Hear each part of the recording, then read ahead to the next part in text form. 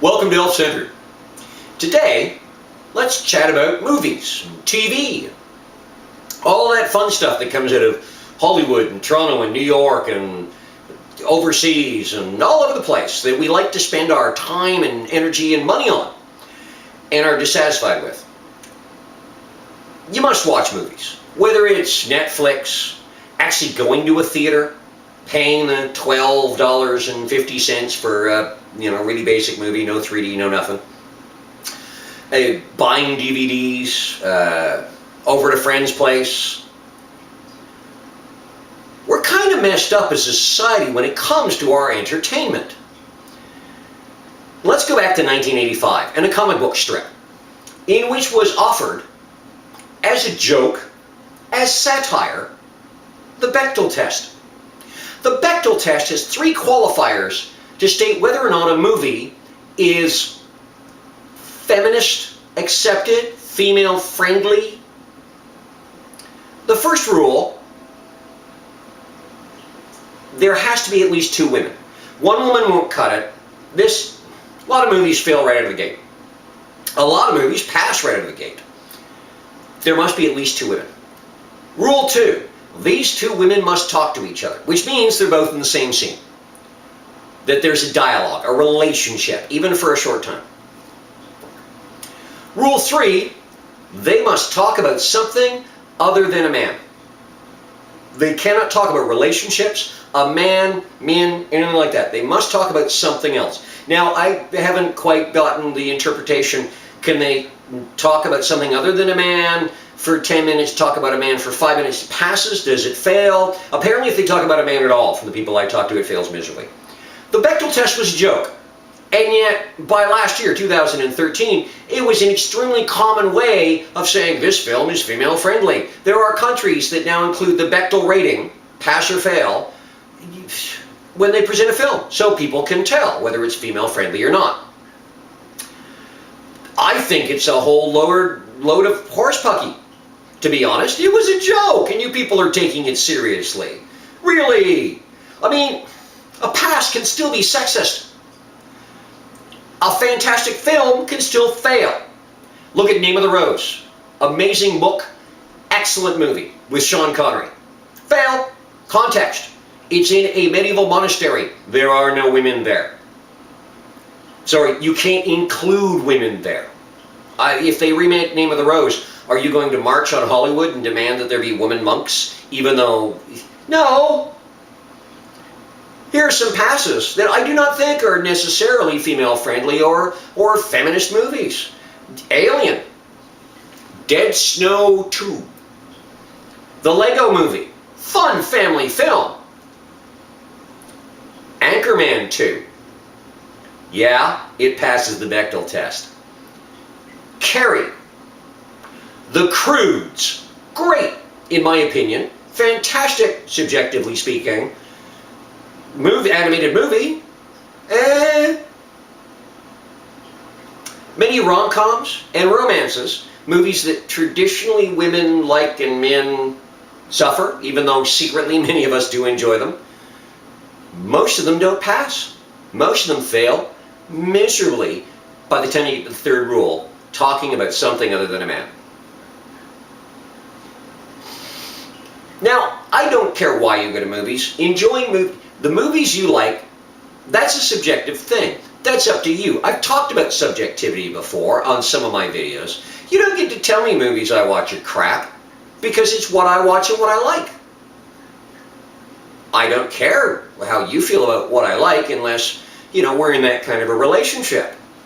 I will like what I like to like. Figure that out? I like to be entertained. There are times I like deep, meaningful movies, film noir, interesting vintage shows. But for the most part, it all boils down to I would like to be entertained. I do not wish to be bored watching a movie. Whether it engages my head, my heart, or my funny bone, I'd like the time be worth my investment. Same with TV shows. I got a question. Why do you watch them if you complain about them so? Just don't watch them. It's even easier than hitting delete on your computer.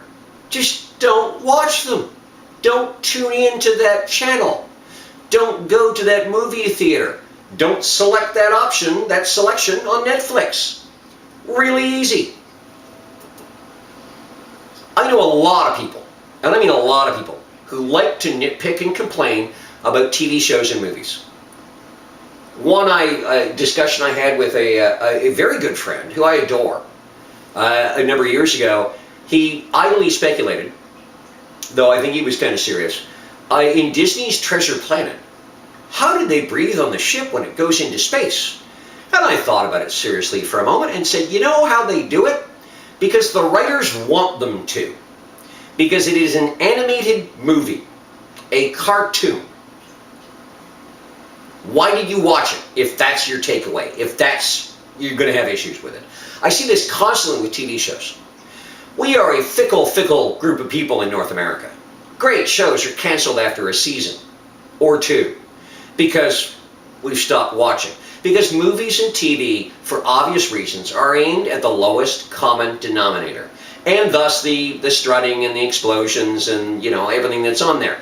Because this is what the people, the group, the society, the community to which you belong wants to see. This is what they're paying both money and attention for and to. Changing it? I don't know how. People, and I mean a lot of people, and I know I'm generalizing. By a lot, I don't mean a majority. I mean a lot of people I know and see and read, particularly on the internet, a place where so many people form opinions from. And I try, you know, it's a good research tool, but I also try to bring in the real world and what goes on out here under the sunlight in this wonderful thing called, like, open air. Like to find things wrong and blow them out of proportion and twist them around and complain.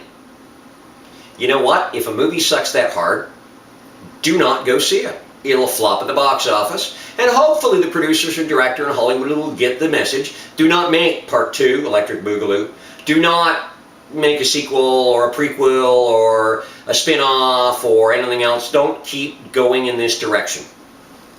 One really excellent recent example I'd like to bring up is Maleficent. Now, spoiler alert, if you've not seen Disney's Maleficent, I'm going to say some things. I haven't seen it.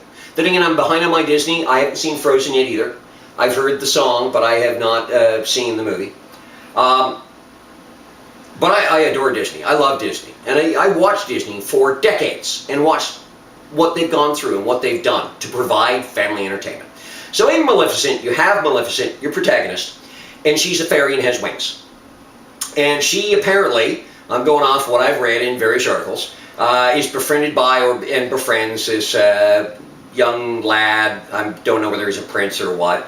And he has to kill a fairy to become, you know, as part of a quest or something and become beloved of the monarchy and etc. Whatever. And so in order to do that, he doesn't kill Maleficent, but he, you know, renders her unconscious and cuts her wings off and walks away with them. And goes, here, proof, I have fairies' wings. I must have killed them to get them. Now, the big thing everyone was crying and screaming afterwards was, this is rape.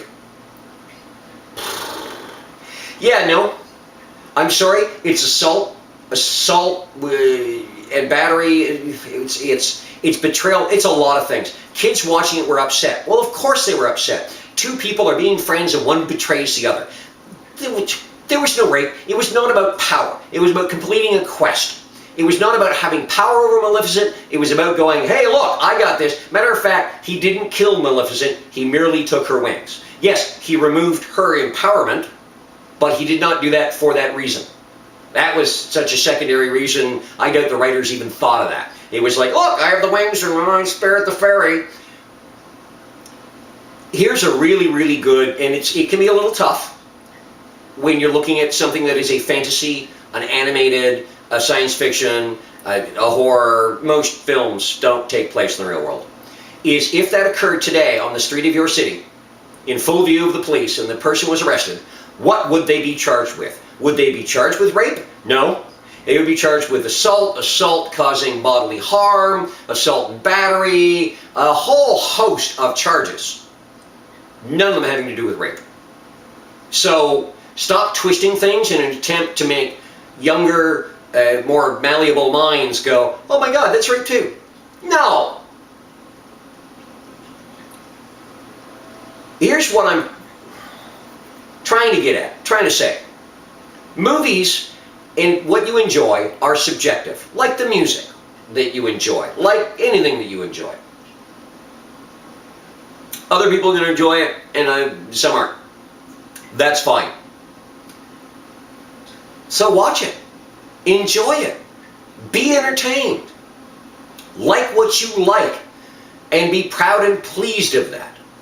Stop picking apart what other people like, unless it is illegal or dangerous or insane or non-consensual or that kind of stuff there. But when it comes to Hollywood, if you don't like it, don't buy into it. Enough people don't buy into it, they have to change because they're not making money anymore. Make sense? Like what you like. Now, if you'll excuse me, I'm going to watch something that contains just 90 minutes of incredible, senseless slapstick humor. Three Stooges, here I come, in 3D. Oh, and thanks for watching Elf-Centered. Go and enjoy what you enjoy.